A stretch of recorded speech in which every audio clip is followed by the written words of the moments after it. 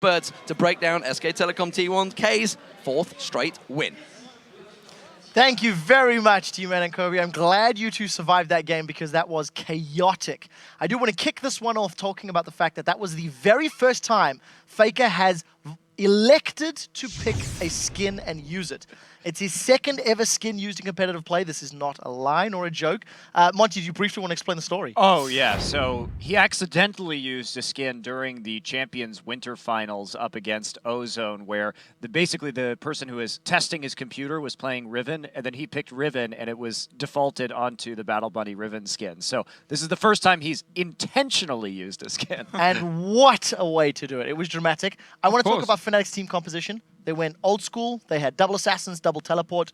I mean, you played against Fnatic when they were in their prime, winning with this comp. What was your take on Fnatic and how they started the game? Well, so first of all, Kassadin pick here. It's been banned by SKT in every single game, but because they wanted to play Zed here with the skin, of course, they left it open so Faker could pick the Zed into it in the lane here. Otherwise, I don't think Fnatic would actually have gotten Kassadin. However, they used it well. I mean, the replay we're going to bring up now here on your screens actually really shows how Fnatic played earlier on. So let's pull up the replay and really see how the game was with chasing and everything. It starts down here in the bottom lane. Faker, I believe he might actually have already gone aggressive onto Peke here, but let's just roll the clip. Yeah, he's already gone into Peke. Peke's used his Sonya, he's used his flash to get away. He stays to farm a little bit, and then Fnatic just goes aggressive, gets the first kill onto him, and then they continue to chase. And this is what they did all game long. Whenever SKT were looking for fights or overextending, Fnatic would be there with the Kassadin, with Cyanide on Kha'Zix and just chase them on. I mean, Kassadin is still probably their best champion in the game, actually, when it comes to chasing, and it's what they did here. Well, this is just a great example of how Fnatic played the entire game. They chased, they chased, they chased. They got more kills, they got more kills, they got more kills. It never equated to towers. Yeah, that was great, it was exciting, but it wasn't control. Yeah, well, we have to preface this all by saying that the game didn't matter for SKT, but it also didn't matter for Fnatic. All they have to do is win their next game to stay in the race. I do like that Fnatic actually ended up picking a brawl composition. No more poke comps. So as earlier said, yeah, how composition was bad. Still don't agree. They just didn't play the poke comp right. But these brawl comps, this is typical Fnatic. They seem to go a little bit too far sometimes, but somehow it ends up working most of the time. And especially in offline environments when you have the crowd behind you, this will be a really big boost for them. Yeah, I think they're looking a lot better overall. And kind of you were talking about the fact they were getting kills, but not anything else out of it.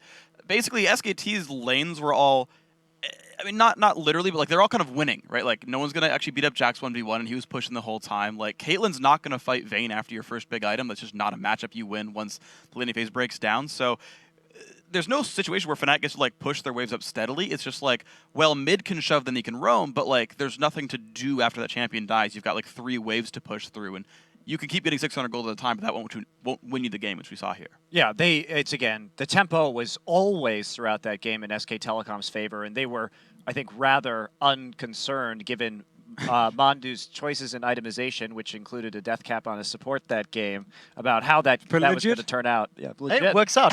Something that we do have to highlight, as exciting as that was, even though it felt like Fnatic were in control, if you didn't look at the bigger picture, and the bigger picture was the later this game went, the less and less likely Fnatic's chances were at winning. They had very little wave clear, and they had no answer to a Vayne or Jax who could split push. They needed an exhaust as well. So had they had no exhaust. I mean, talk me through this. Talk me through exhaust and talk me through the split push. How could they have won, considering there was a Vayne and a Jax, which are just ticking time bombs? Right, and that's the thing about it, is that the Kassadin pick was very intentionally baited out, and this is something where we've seen Zed fall off because of the buffs to exhaust, where it cuts the damage by 50%. It's so strong on some of these assassins. But if you're going to make the most out of Kassadin, you can't run exhaust on him, and then they chose not to run any exhaust at all. But when we're talking about dueling in a 3-lane split push with a Zed in one lane, a Vayne in the other, and then a Jax in the last one, not having any kind of exhaust, I mean, there's no way to stop that. Nope. They almost had too much split push though, because they can only put one split pusher in each lane, and then one of them needs to hold mid at least. The only thing working against SKT was somewhat their lack of wave clear. So we, in a real close game, we needed Vayne to like pick up a static shiv and start clearing. If they had an exhaust and they made good picks and they used their teleport correctly, yeah, Fnatic had a chance. But SKT1 was always in control of this game. You saw whenever Fnatic takes a kill, they don't translate that into any objectives or towers, and the one time they do try with Baron, well, And happened. on cue, Baron. we just so happened to have a replay of said Accident. Baron fight. I mean, it's Krepo, it's like you've done this before. Let's pull up that second replay on your screen. Baron, I don't want to use the word desperation, but I think you could... Opportunity. Opportunistic, Opportunity for Baron. Monty, you felt quite strongly about this play, so let's throw this one to you. All right, let's do it. Let's actually get this rolling right here. So you can see 4 members with Yellow Star joining. And the ward comes in down over the side. And as Deficio points out earlier on, Cyanide probably shouldn't be clearing that ward. No, I mean, even they can... Everyone else but the jungler should be clearing the ward here, because once he goes over to the wall to actually clear the ward, he's in position for Faker to just ultimate him over. Faker didn't even have to shadow over to kill him here. It's just so easy to pop him down. Then with Puma do, of course, with all his AP and his ultimate, killing him. So a little bit of a mistake by Cyanide, but Fnatic didn't need it to get this Baron. Right, that burst is pretty severe, and especially when you have a Zyra who has itemized for a little bit of magic penetration and a little bit of AP. When you have all that shred on you from Baron, And in the get- in the Baron in the pit Baron as well. pit, Like, the everyone perfect just gets size hit of by the, it. yeah. Whoop, knocked off as well. Cyanide's really good at smiting, but it's very hard to smite when you're dead. You can't smite through death, right? You can't smite through being Bugged. smoked. Well, very, very exciting game. SKT go undefeated in the group stage. They guarantee themselves that first place seed going to playoffs. We know that ONG will be battling Cloud9 next. They'll be looking for that second place.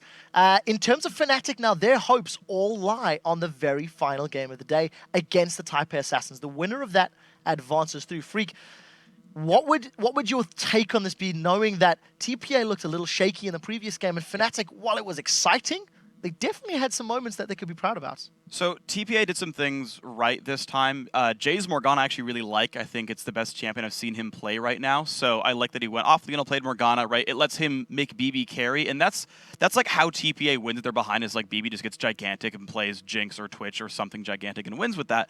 And so that was smart. Achi is still playing really miserably, and that's unfortunate. He had like a 0-5 Renekton game, so that's still not working out. Whereas Fnatic are like individually actually firing quite well. Like all their individual players of Fnatic are doing nicely, and like you could just win the game by winning the laning phase and just constantly being like constantly pressuring the map. And I think that's probably how that matchup plays out. Definitely worked somewhat similar for Cloud9 earlier today. We'll see if Fnatic can make it work for them. We do have to move on with the show, though. So up next, it is the North American champions Cloud9 versus the Chinese powerhouse